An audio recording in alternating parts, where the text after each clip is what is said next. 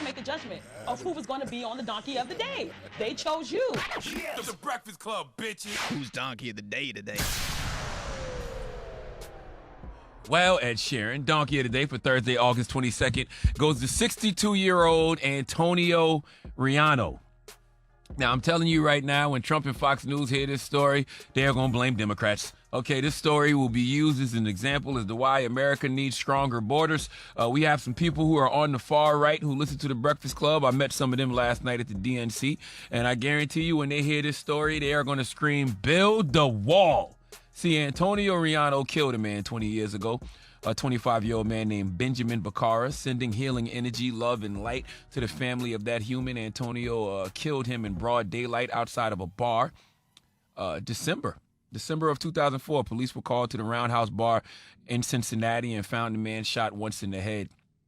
After interviewing witnesses, investigators learned the suspect was commonly known as El Diablo, and they later identified him as Antonio Riano. Surveillance video also showed him lighting off the shots outside the bar, so police went to search his residence, but police said no one was at home, but the TV was left on, and whoever was there left in a hurry.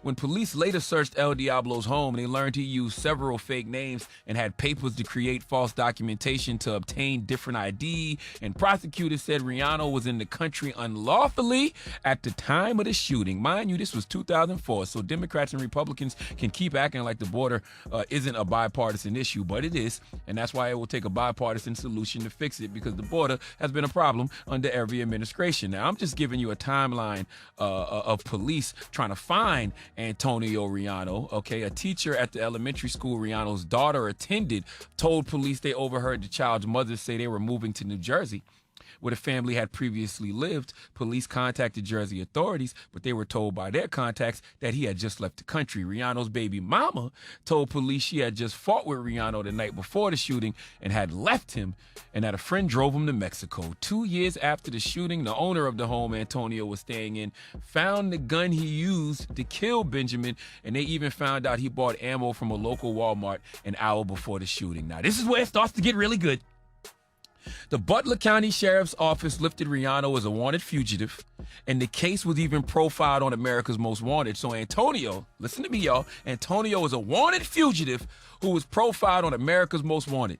But police never stopped looking for that ass, okay? They never stopped looking for him for 20 years. And then lo and behold, the rise of social media.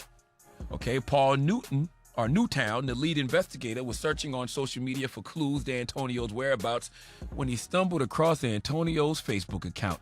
Why would a fugitive who's been on America's Most Wanted and been on the run for 20 years have a Facebook account? I'll tell you why. Because money isn't the root of all evil nowadays. Attention is. But that's not the kicker. Not only did he have a Facebook account, this man, Antonio Riano, who has been on the run for 20 years, who was featured as a fugitive on America's Most Wanted, this man had a job. Would you like to know what his occupation was? Let's go to Fox 19 now with Cincy for the report, please. One of Butler County's most wanted, Antonio Riano. He is accused of killing someone outside of a bar in Hamilton in 2004. Investigators and the U.S. Marshals tracked him down to Mexico, where he was serving as a police officer.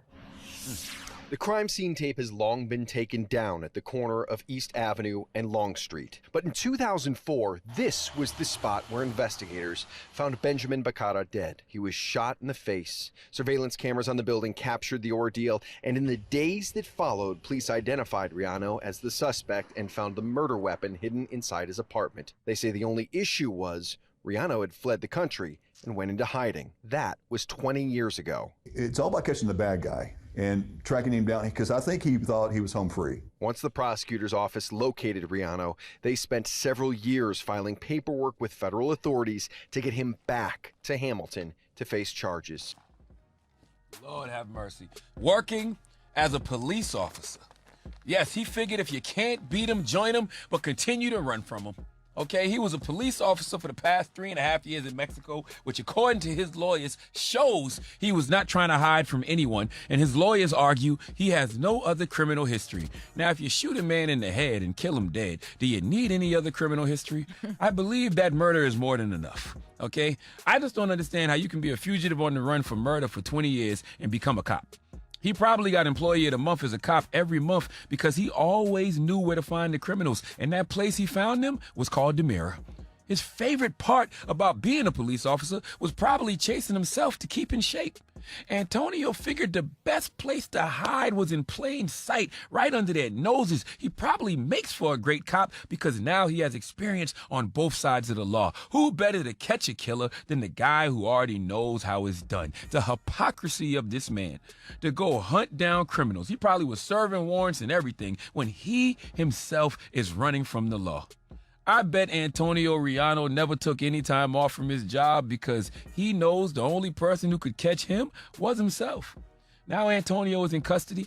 He's been extradited to Cincinnati to stand trial, and it's been ordered that Riano be detained without bond until the conclusion of his criminal proceedings, a decision that came in response to a request from prosecutors. Now Antonio was asked in court why he did what he did, and this is what he said. I don't know. We looked everywhere. I don't know either. Please give Antonio Riano the biggest hee-haw. All right. Crazy world. Sure is. All right. Well, thank you for that donkey today. Yes, ma'am. Sir. Sir. Sir. What y'all? Yes. Now he acting frozen. Now he frozen. After he want to be there with his little tea, he had a little pinky up, drink his little tea.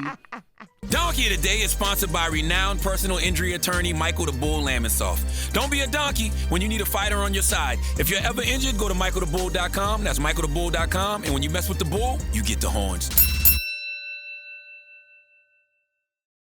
Wake that ass up. Early in the morning. The Breakfast Club.